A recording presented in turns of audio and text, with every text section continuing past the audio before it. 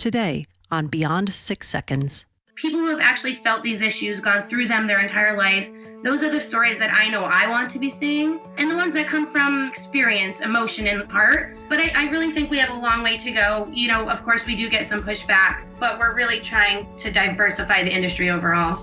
Welcome to Beyond 6 Seconds, the podcast that goes beyond the 6-second first impression to share the extraordinary stories and achievements of everyday people. I'm your host, Carolyn Keel. On the podcast today, we have Lauren Magura.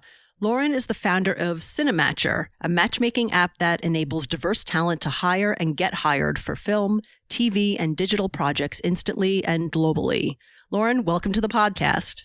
Hi, thank you so much for having me. I'm really excited to be on. Awesome. So tell me a little bit, how did you get the inspiration to create Cinematcher? Yeah, so I got the inspiration to create Cinematcher because really back when I was working, I used to work for Universal Pictures, but on the side, I would shadow productions in my spare time. And almost everyone that I helped out on, there was this instance where a crew member dropped out. Either they were sick or they flaked, but no matter how professional the range of the sets I was on, either huge feature films down to, skeleton crew web series, no one had a good solution to replace a crew member on the fly. Mm-hmm. The line producer, production member, even other crew would be calling and texting contacts, either posting on Facebook, waiting for responses. And when you're really on set, you're paying for that time. Mm-hmm. So it was just it was so crazy to me that there was nothing that tool to do this. And I would think about how technology has changed, how we date, order food, get a car. It was just so baffling to me that we're not using this top technology to allow the hiring of anyone in any location, really with any background, in an industry where we should be sharing stories about anyone in all locations with all backgrounds, and in an industry that's really constantly mobile. So I really think Cinematcher is a game changer in an age where content's really being created at a record speed, and we're shooting in less traditional areas. So we really wanted to supply a tool that provides local and diverse talent for these productions that are really shooting all over the place now. All right, that's great. Seems like you really identified that need in the market from your own experience and just so many different parts of a production to come into play. And it's great to be able to have a way to bring more people together, find that talent and bring them in quickly and match up that talent. That's great. Exactly. Yeah, we really just want to give everyone the chance to create. And I think we're in an age where that's possible. Awesome. So you've alluded to this, but part of the mission of Cinematcher is to help diverse talent get hired. So could you tell me a little more about what that means and how Cinematcher does this? Yeah, of course. That's one of our major missions is to really encourage more diversity, not just in front of, but behind the camera, people that are creating these stories. And as you can see in the news lately, this is a major problem that I'm really excited to see finally come to light.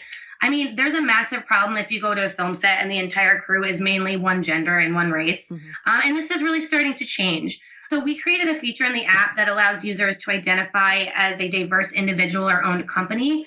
And diverse meaning a woman, minority, LGBTQ, veteran, disabled. And then you can filter matches based off these diverse choices. You don't have to, but you have the option. And the overall goal of this feature is really to completely get rid of it. We want our user base to just be that awesome in how diverse our users are. But the way that we're really tackling this issue is by partnering, sponsoring, collaborating with diverse industry film festivals, events, groups, organizations, so our user base will really reflect exactly, the wonderful, beautiful, super talented people that may not have been given a chance to connect for these awesome jobs otherwise. Mm-hmm. And there's really enough work out there for everyone. I think we should be lifting each other up and giving everybody a fair chance to succeed. I think if we lift one another up, we really all win. And I feel like everyone should want everyone to win. And we're even seeing that content that has more diverse cast and crews are having higher ratings and box office numbers than productions that aren't as diverse. Mm-hmm.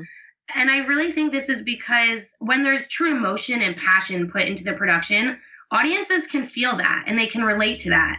And, I feel like there's no way that, a white male writer, director, producer can produce a film about women's issues and struggles and have the same impact as if it was a woman creating the story. I mean, people who have actually felt these issues, gone through them their entire life, those are the stories that I know I want to be seeing. And the ones that come from experience, emotion, and heart. But I really think we have a long way to go. Of course, we do get some pushback, but we're really trying to diversify the industry overall. Absolutely. And it gives you much more access to a much wider talent pool. So you have more people to work with and more stills to choose from. And, as you said, it's really important to get different stories out and created in the media and shared, different stories that reflect our diverse society today. Exactly. And then in terms of diversity, and I'm sure this goes hand in hand with diverse talent, is that Cinematcher is also really there to help people who don't already have an established network within media and film. So people who, for whatever reason, may not have that network that kind of gets them the jobs behind the scenes. And how does Cinematcher help out with that? We really want it to be, a digital door for people that are just starting out as well. Mm-hmm. So we're really hitting hard, going to try to partner with colleges and universities, and then also trying to partner with bigger companies that might need interns, that might need people when they graduate, entry-level jobs. So we're really, really trying to partner both sides and really be that connection for people that are just starting out. Mm-hmm. That's awesome. And how long have you been working on Cinematcher? So I actually still had my full-time job when I first started the idea and bought the domain and everything like that. Mm-hmm. But I've been working on it for about 2 years. But we started development on it in 2016. Mm-hmm. And then it took us till March of 2017, about 8 months, I want to say, or so, to actually build everything. And we launched March of 2017. So this March will be a full year since we launched in the App Store. Mm-hmm. And that it's still kind of our MVP. So we're really working to, revamp our design, our features and everything like that. But I'll talk about that a little later on, where we're planning to go. Sure, that's wonderful. And so you've been around for about 2 years. What kind of feedback have you gotten from users about Cinematcher so far? Yeah, sure. So I think the main feedback we've gotten is definitely the excitement of our platform. We've gotten so many hundreds of emails and messages through the app of people's eagerness, of users really waiting for our platform to take off. But we're a double-sided market, so we just really need not just the talent, but the users the users that are actually posting the jobs. Mm-hmm. So without the support of the entire community on board, our app really doesn't work. So that's one of our main challenges, and our main focus in 2018 is really going to be, ramping up the amount of positions that are being posted on the app, because we really want to keep people steadily working and in an industry that's not so stable. Mm. But I think the coolest success stories that we really have had is one of the first negative emails we got. I turned it into one of our biggest supporters and one of our first testimonials, actually, which was really, really awesome. It's so important to listen to your customers and really see why they're not happy or what you can improve on, and then do your best to build that and really become extremely helpful resource for them to make their lives easier. Because if you're not enhancing the lives of your customers, why would anyone really use it? Mm-hmm. And we've also had some awesome hires in super small towns, which has been awesome. One was hiring women editors. The user basically said it's like finding a unicorn to find a woman editor in this particular small town. Mm-hmm. And we ended up finding a bunch through our app. And it was just really, really rewarding. They were excited about it. And we have a ton of stories like that. It's just really, those stories keep us pushing forward. Right. That's awesome. So you mentioned that you have a background in film and media yourself. So I guess coming to starting your own business with your own app, what are the most important skills that you've developed up to this time that you are using now to both launch and run your own business?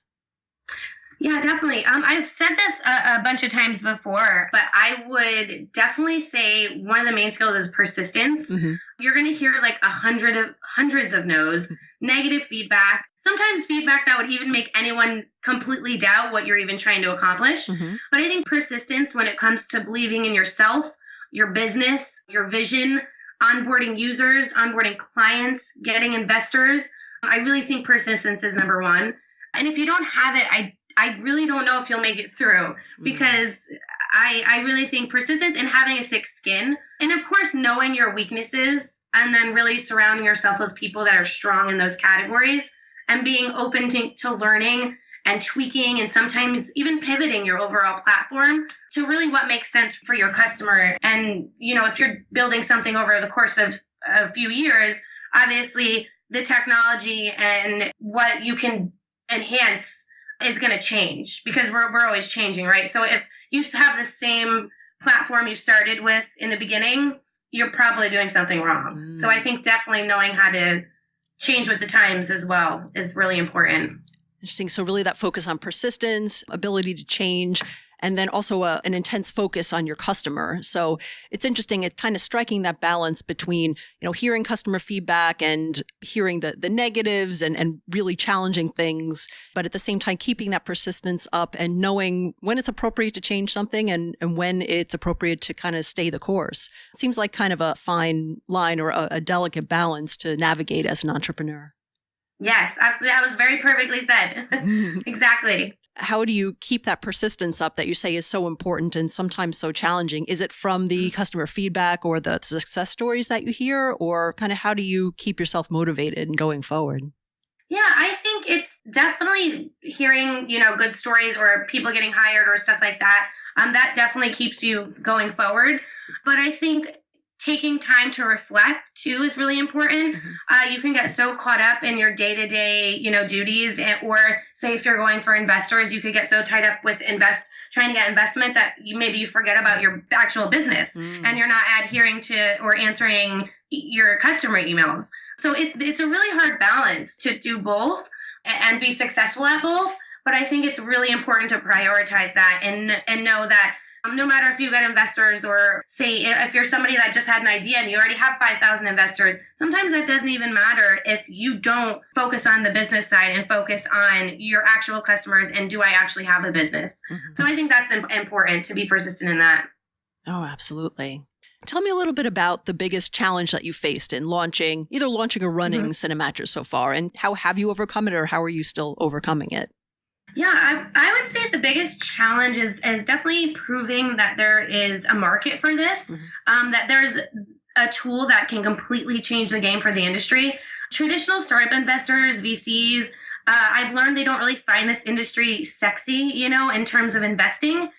We're definitely not the newest startup buzzword, AI, machine learning, VR, blockchain, crypto, that's not us. So I've absolutely pivoted, completely from pitching to traditional investors to more like angels that are in the industry that really get the need for it and the overall vision.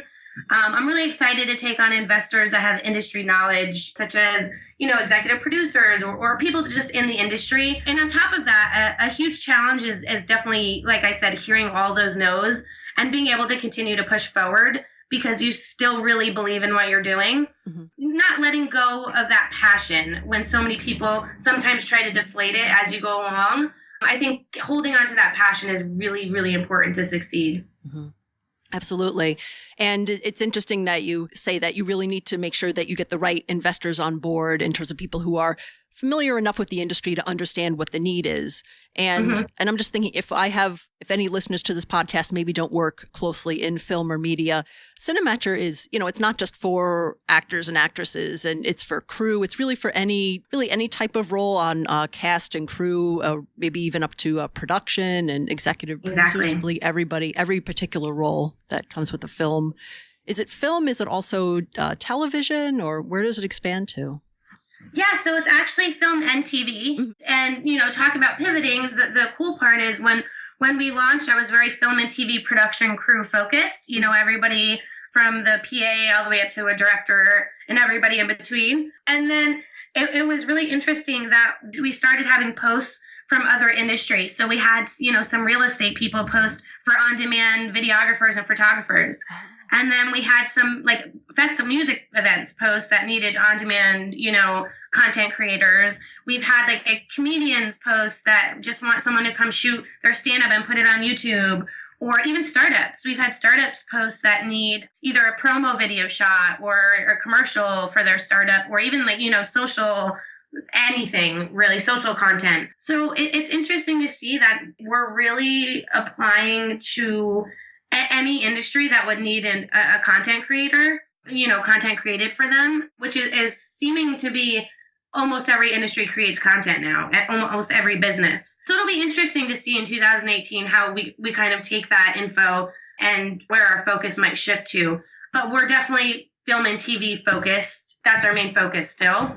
But we'll see how our user base kind of diversifies to see where we we might pivot or tweak things a little bit. Oh, that's really interesting to see how it's expanded. And yeah, it makes sense. Everybody seems to be in the business of creating some kind of digital content, whether it's writing or video, or every part of the business has some kind of creative. And I could see how there would be a great need for talent all over the place for that.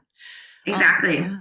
And then in terms of how the app works, you call it a matchmaking app. Is it literally like people post profiles and then there's a algorithm or something that matches people up, or how does that work? Yeah, exactly. So you have one dashboard and you can actually hire and get hired. Everything will be categorized. And the reason you can do both with one subscription is because filmmakers can wear 10 different hats, right? So they might want to get hired for, to pay the bills, but they're working on their own web series on the side. So they need to hire people. So you can do both on the dashboard. And it is like that. You just click start connecting. You post the job that you need. You can post as many crew titles underneath one, job title. And then once you post it, you just hit browse matches and you just swipe through. It geographically locates local crew members that are exactly the experience level, the pay, paid, unpaid, or, if it's for credit, depending on your experience level. And yeah, our algorithm just geographically locates people that match exactly what you're looking for. And you swipe right or left, almost like Tinder. Such a simple concept that it really connects people really well. That's awesome. Yeah, thank you. Sure. So what's next for Cinematcher? What are you working on next? So we definitely have huge plans.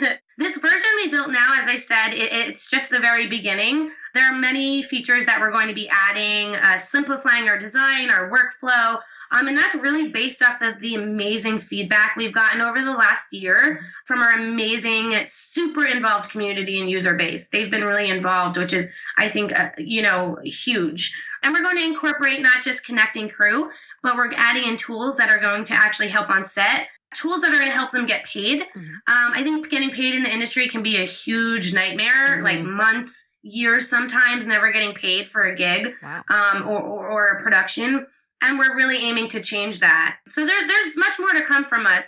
And we hope to become, the go-to tool for the entire industry, from, connecting crew to using the tools on set, digital call sheets, stuff like that, all the way down to getting paid. Wow. That's really exciting. And do you have any big partnerships that you've established over the time, or are you still kind of looking forward to what's coming around the horizon for that?